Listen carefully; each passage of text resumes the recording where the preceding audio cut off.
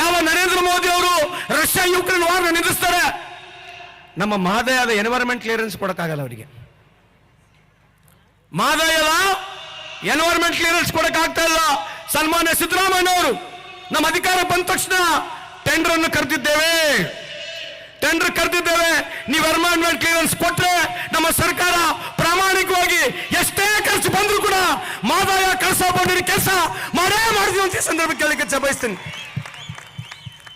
ಅದ್ರ ಬಗ್ಗೆ ಪ್ರಹ್ಲಾದ್ ಜೋಶಿ ಸಾಹೇಬರು ಸದನದಲ್ಲಿ ಮಾತನಾಡಿಲ್ಲ. 25 ಸಂಸದರು ಕಳೆದ 5 ವರ್ಷದಲ್ಲಿ 10 ವರ್ಷದಲ್ಲಿ ಯಾವುದು ಕರ್ನಾಟಕ ವಿಷಯದಲ್ಲಿ ಮಾತನಾಡಿಲ್ಲ. GST ವಿಷಯದಲ್ಲಿ ಮಾತನಾಡಂಗಿಲ್ಲ, ಬರಗಾಲ ವಿಷಯದಲ್ಲಿ ಮಾತನಾಡಂಗಿಲ್ಲ. ಯಾವುದೇ ಮುಜುಗರ ಆಗ್ತಕ್ಕಂಥ ಬಿಜೆಪಿಯ ಮುಖಂಡರುಗಳಿಗೆ, ವಿಶೇಷವಾಗಿ ನರೇಂದ್ರ ಮೋದಿ ಸಾಹೇಬರಿಗೆ ಯಾವುದೇ ಮುಜುಗರ ಆಗ್ತಾ ಇದ್ದಾರೆ ಅವ್ರು ಮಾತನಾಡಕ್ಕೆ ಹೋಗುದಿಲ್ಲ. ಗೋವಾದಲ್ಲಿ ಅವರೇ ಅಧಿಕಾರದಲ್ಲಿದ್ದಾರೆ. ಗೋವಾದಲ್ಲಿ ಬಿಜೆಪಿ, ಮಹಾರಾಷ್ಟ್ರದಲ್ಲಿ ಬಿಜೆಪಿ, ಕರ್ನಾಟಕದಲ್ಲಿ ಬಿಜೆಪಿ, ಡಬಲ್ ಇಂಜಿನ್ ಸರ್ಕಾರ, one of the most powerful prime minister in the world. Environment clearance ಕೊಡಕ್ಕಾಗಲಿಲ್ಲ. ಇಂಥ ಸುಳ್ಳನ್ನು ಹೇಳಿ ಇಲ್ಲಿ ಮಾನ್ಯ ಮುಖ್ಯಮಂತ್ರಿ ಆಗಿರ್ತಾರೆ ಯಡಿಯೂರಪ್ಪ ಸಾಹೇಬರು ಇಲ್ಲಿ ಬಂದು ಯಾವುದೋ ಒಂದು ಪೇಪರ್ ಅನ್ನು ತೋರಿಸಿ ಗುಲಾಲನ್ನು ಉಗ್ಗಿ ನಮ್ಮ ಕಳಸಾ ಬಂಡೂರಿ ಕೆಲಸವನ್ನು ಪ್ರಾರಂಭ ಮಾಡ್ತೀವಿ ಅಂತ ಹೇಳಿ ಜನರು ಓಟನ್ನು ತಗೊಂಡ್ರು. ಆದರೆ ಕಾಂಗ್ರೆಸ್ ಪಕ್ಷ ಇವತ್ತಂತ ಕೆಲಸ ಮಾಡೋದಿಲ್ಲ.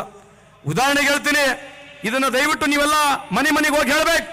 ಇವತ್ತು ವಿಡೋ ಪೆನ್ಷನ್ ಕೊಟ್ಟರು ಯಾರು? ವಿಡೋ ಪೆನ್ಷನ್ ಕೊಟ್ಟರು ಯಾರು? ಅಂಗವಿಕಲರ ಮಾಸಾಸನ ಕೊಟ್ಟರು ಯಾರು? ಸಂದೇಶ ಸುರಕ್ಷಾ ಕೊಟ್ಟರು ಯಾರು? ವಿಧವಾ ವೇತನ ಕೊಟ್ಟರು ಯಾರು? ಇದು ಹೋಗಿ ಹೇಳಿ ಮನೆಗೆ. 20 ಪಾಯಿಂಟ್ ಪ್ರೋಗ್ರಾಮ್ ನಲ್ಲಿ ಇಂದಿರಾ ಗಾಂಧಿ ಅವರು ಈ ದೇಶದ ಬಡತನ ಸೋಷಿಯಲ್ ಸೆಕ್ಯೂರಿಟಿ ಆಗಲಿ ಅಂತ ಹೇಳಿ ಪೋಸ್ಟ್ ಆಫೀಸ್ ಮುಖಾಂತರ ದುಡ್ಡನ್ನು ಕೊಡಕ್ಕೆ ಪ್ರಾರಂಭ ಮಾಡಿದ್ರು. ಇಂದಿರಾ ಗಾಂಧಿ ಅವರು ಪೋಸ್ಟ್ ಆಫೀಸ್ ಮುಖಾಂತರ ದುಡ್ಡು ಕೊಡಕ್ಕೆ ಪ್ರಾರಂಭ ಮಾಡಿದ್ರು. ನಮ್ಮ ಸರ್ಕಾರ ನೇರವಾಗಿ ನಿಮಗೆ ಅಕೌಂಟ್ ಮುಖಾಂತರ ದುಡ್ಡು ಕೊಡ್ತಕ್ಕಂಥ ಕೆಲಸ ನಮ್ಮ ಸರ್ಕಾರ ಮಾಡಿದಂತ ಈ ಸಂದರ್ಭ ಕೇಳಲಿಕ್ಕೆ ಬಯಸ್ತೀನಿ. 5 ಕಾರ್ಯಕ್ರಮ ನೆನೆಸ್ಕೊಳ್ಳಿ. ವಿಧವಾ ವೇತನ 600 ರೂಪಾಯಿ ಇದೆ. ಸಂದೇಶ ಸುರಕ್ಷಾ ಯಾವ್ದು 65 ವರ್ಷ ಮೇಲಿರ್ತದೆ ಅವ್ರಿಗೆ 1200 ರೂಪಾಯಿ ಸಿಗುತ್ತೆ. ಗಂಡ ಹೆಂಡತಿ ಇದ್ರೆ 2400, ವಿಧವೆ ಇದ್ರೆ 600, 60 ಇಂದ 65 ವರ್ಷ ಒಳಗಿದ್ರೆ 800, ವಿಧವಾ ವೇತನ ಇದ್ರೆ 600. ಉಳವನ ಒಡೆಯ ಕಾರ್ಯಕ್ರಮ ನಾವೇ ಮಾಡಿದ್ವಿ. ಅದ್ರ ಜೊತೆಗೆ 5 ಕಾರ್ಯಕ್ರಮ. ಯಾವುದು 5 ಕಾರ್ಯಕ್ರಮ? ಯಾವುದು? ಗೃಹಲಕ್ಷ್ಮಿ, ಗೃಹ ಜ್ಯೋತಿ, ಅನ್ನಭಾಗ್ಯ, ಇನ್ಯಾವುದು? ಯುವ ನಿಧಿ. ಅದಾನಿ ಅವರ ಆದಾಯ $8 ಬಿಲಿಯನ್. $8 ಬಿಲಿಯನ್ ಅಂದ್ರೆ ಎಷ್ಟು ಗೊತ್ತಾ? 64,000 ಕೋಟಿ.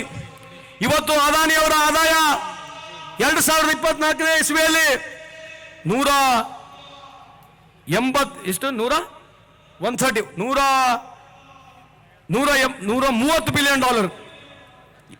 $130 ಬಿಲಿಯನ್ ಇವತ್ತು ಅದಾನಿ ಅವರ ಆದಾಯ. ಯಾಕೆ ಅದಾನಿ ಅವರು ಅಷ್ಟು ಆಯ್ತು ಅಂತಂದ್ರೆ, ಪ್ರಹ್ಲಾದ್ ಜೋಶಿ ಸಾಹೇಬ್ರಿಗೆ ತಾವು ಕೇಳಿ, ಕೋಲ್ ಮಿನಿಸ್ಟರ್ ಅವರೇ ಇದ್ದಾರೆ, ಮೈನಿಂಗ್ ಮಿನಿಸ್ಟರ್ ಅವರೇ ಇದ್ದಾರೆ. 450 ಬಿಲಿಯನ್ ಟನ್ ಕೋಲ್ ಡಿಪಾಸಿಟ್ ಈ ದೇಶದ ಒಬ್ಬ ವ್ಯಕ್ತಿಗೆ ಅದಾನಿ ಅವರಿಗೆ ಕೊಟ್ಟಿದ್ದಾರೆ.